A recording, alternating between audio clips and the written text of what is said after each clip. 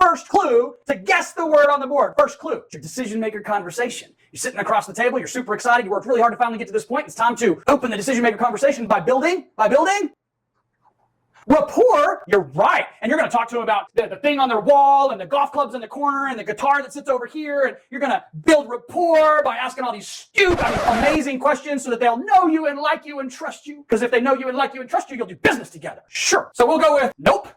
You're already getting hung here, boss. So then we're going to move on, and after we've built rapport, we're going to move into the change and consequence, and if you don't make the change, what's the consequence of not making the change, and my value proposition in section 125, and who knows what else you're being told to do. Yep, game is not going so well for you, bro. And then as we get through all the change and consequence, and which bird are you, and how am I supposed to talk to you based on which bird you are, and I don't really know if I got it right, so I'm going to change my presentation style, and every single presentation is a little bit different because, geez, I don't know what they're going to say, and they don't know what I'm going to say, so I just have conversations. You're not very good at this game. You're literally hanging over here. That's what I call a hangman, I guess. Here's what you actually need to be focused on. This right here, gonna make you sad. I'm having way too much fun with this. This is so dumb. But if you want to win the game, you simply have to learn how to keep it incredibly simple, stupid, or keep it super simple. Depends on how offended you get. So either keep it super simple or keep it simple stupid. I don't really care which way we go with it, because this, my friend, in this video, we're gonna get into the details of how to actually open your DM conversation, run the DM conversation, and close the DM conversation so that you can move things forward faster. Welcome back, Ninja Nation.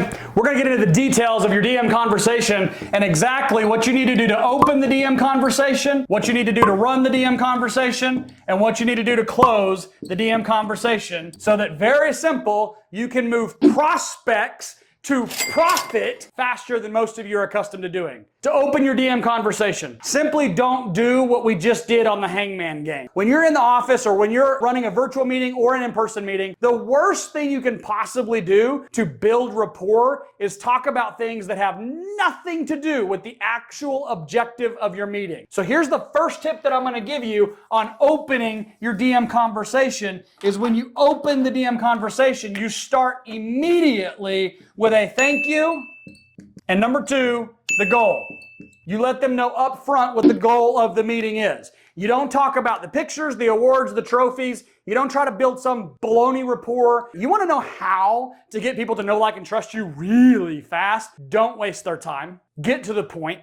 I'm a decision maker. I'm incredibly busy. I agreed to give you this 15, 20 minutes in my office, and you want to sit here and talk about crap that, quite frankly, I don't know you. You don't know me. You don't even play golf, and you're asking me about my golf game? For real? This is supposed to help us build rapport and bond? Give me a break. You know what will work? Literally 100 times out of 100? Man, thank you so much for agreeing to meet with me. I really, really, really appreciate it. And the second big thing that you want to do is simply respect time. That's it. That's how you open your meeting. Thank you for meeting with me today. I really appreciate it. In order to respect your time, is it okay with you if we just get started, if we jump off into this thing, however you want to do that? But the big important parts are thank you and to respect your time. Is it cool with you if we just get started? 100 decision maker meetings in a row. I guarantee this. Go run your next 100 decision maker meetings with this opening right here, and 100 times out of 100, they're going to look at you, they're going to lean back in their chair a little bit, and they're going to say, absolutely. They're going to say, actually, that sounds great. They're going to say, oh my gosh, I wish I had my phone, because they'll set their phone down on their desk and they'll say, sounds really good. You will have them engaged by not wasting their time. Ay, ay, ay. And then the third thing you're going to do in your open is you're going to give them the goal. Awesome. Then the goal for today's meeting is incredibly simple. If you see value in what we discussed together over the next several minutes, I'm going to ask to earn your business at the end of this meeting. But John, but Sue, but Sally, but decision maker name. The opposite is also true. If you do not see value in what we discussed today, I want you to feel very comfortable telling me no. Yeah, I'm shutting up on purpose because you need to let that sink in. You need to wait until your decision maker's eyes are about this big and they go, sounds fantastic actually. Yeah, let's go. Holy freaking crap. We are 40 seconds into meeting and we have already got me completely engaged. Check the freaking box. Now we can move on. Now we get to get into the actual part where we start running the meeting. Y'all want to know how to run the meeting? Ooh, I hope this is good. Run it! To run the meeting is incredibly simple. You have to first, like the very next thing you're going to do, as soon as you agree to the goal, the very next thing you're going to do is begin to establish, hope you're writing this down, need. How do you establish need? Well, Zach, I didn't ask them how many employees they have. I didn't ask them how they do their payroll. I didn't ask them this, and I didn't ask them that, and I didn't ask them all the stuff that I would need to ask them in order to be able to open the group. Good, stop it. That crap does not matter at all until when? Oh, until you're actually ready to close maybe we should put that at the end then, not at the beginning. Genius. All right, I'm just a little fired up. Just bear with me, we'll get there. Establish need. If you do anything, here's why I get so fired up about this. If you do anything, you're 40 seconds in, and y'all, your decision maker is leaned in harder and listening more to what's going on now than they have probably been involved with any first round sales conversation with a new sales rep in their Rolodex than ever. 40 seconds. I'm engaged. I'm ready to roll. And then you want to start asking me about my employees and my payroll and all the crap that as a business owner I could care less about. Listen, bro, I'm busy. Like, what's in it for me so that I can tell you, yes, we're going to move forward, or no, we're not going to move forward. Let's get to the juicy stuff. Juicy is need. I will not move forward. You will not get me to say yes if there is no need. If I do not see the need for what it is that you're wanting to do, no. The best you can hope for is, well, listen, appreciate you telling me all that stuff. Sounds interesting. I guess since it's at no direct cost to me, as you said, like 18 times that I didn't have to pay for this. If my employees are interested, and you said you'll bring them pizza, you're going to feed them lunch, right? Okay, so I'll set you up in the break room, and I like meat lovers, by the way, just putting it out there. I'm not going to sign up. I don't see any need for this, but you can come see my people, and those that are interested, I know that's never happened to you, but 3 people that's happened to, so I'm going to help you those 3. If instead you learn to establish need immediately, and guys, I'm literally talking that we are 60 seconds in now, a total of 60 seconds in, and we're already working on the need, and the need to establish need. It is as simple. It is so incredibly simple to establish need by the story of Jack and Jill. That's it. Decision maker name.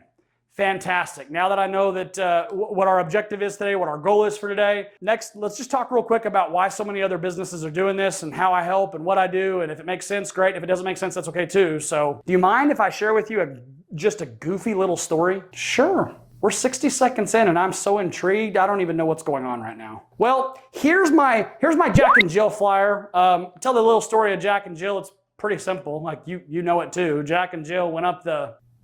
Oh, you're wanting me. Jack and Jill went up the hill. Yeah. Jack and Jill went up the hill to fetch a pail of... Are we going to talk? Yeah, man, it's conversation. Jack and Jill went up the hill to fetch a pail of water. Jack fell down and broke his crown. I don't know how to pay for a crown, so broke his ankle. That's funny. That's cute. So here's exactly how what we do works, brother. We walk through, it's very simple. You're either Jack or you're Jill. Jack had this happen. Jill had that happen. Same exact accident. But Jill, she had our plan. She has what we do. She was covered by this and she was covered by that. And because of all of this, we paid these benefits out and it did this for her. Jack, it doesn't matter if Jack has health insurance or doesn't have health insurance. He could have it through his spouse's work or no one, through the ACA, through the government, through you. It wouldn't really matter where he's got major medical. This is what happened to Jack. This is what happened to Jill. The only real question is, which one do you think is more happy? Same accident. Which one came out okay financially? Well, Jill, obviously. Sorry, Zach, I'm gonna have to go back and watch it again. It can't be that easy. You're right. It likely won't be, because for the first 10 times you do it, you're going to overcomplicate the heck out of it. And you'll simplify and you'll simplify and you'll simplify and you'll finally understand, geez, if I just follow exactly what he's telling me to do, these meetings run faster. They're way more clear. People are telling me yes faster. Holy crap, this is amazing. That's how you establish need. Then, oh my gosh. Are y'all enjoying this? Like, God, I wish you were live with me right now, because it fires me up. But you need to be commenting in YouTube. I want to read this stuff. I want to know how it's going, because the next thing you're going to do, as soon as your decision maker goes, oh my gosh, Jill, that's who has got it better. That's what's going on. Jill, sweet. It's time to now measure the value. If you've been watching many of my videos and my trainings, you know that the vast majority of you are selling your product at how much your product doesn't cost, especially at the decision maker meeting. And then you scratch your head going, I don't understand. It's good coverage. It helps their people. It doesn't cost them anything. Why aren't they moving forward? Well, it's because people don't care about your product or how much your product doesn't cost if they don't need it. Sorry. And as soon as you learn how to sell based on established need, the second part of the equation is measuring the value. If I determine as the decision maker that I need this, the only next part is, do I value it? So the question becomes, man, that's how this works. That's what we do. This is how we serve our clients. This is what we would do for your employees. The only real question is, how much does this stuff cost?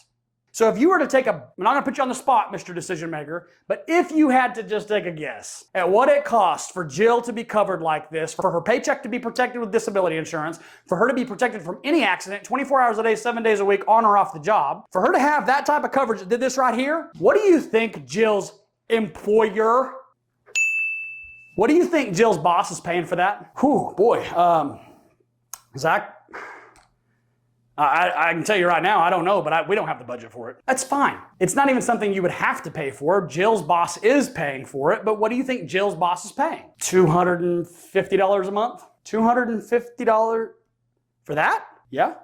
Where did the decision maker just put the value based on his need?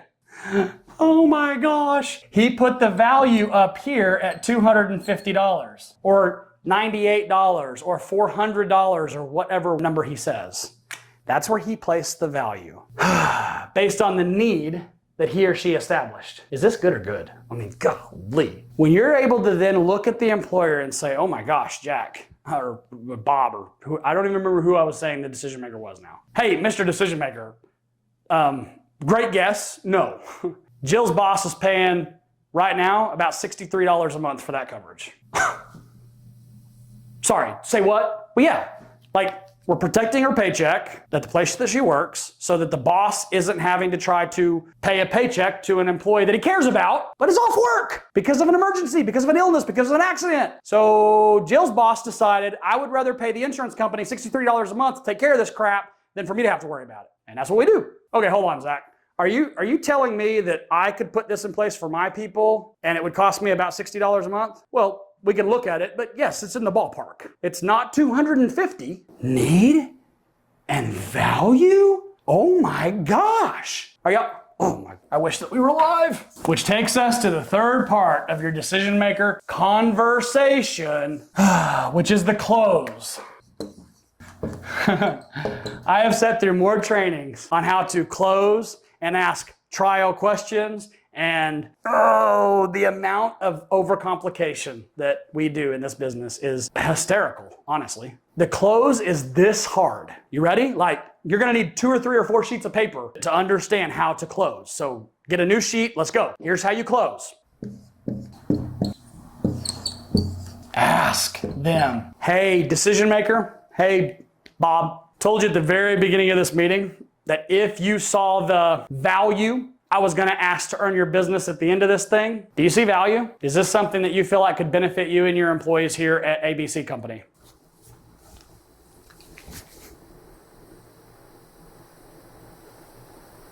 Oh, absolutely. And then decision maker starts talking and they'll start asking questions.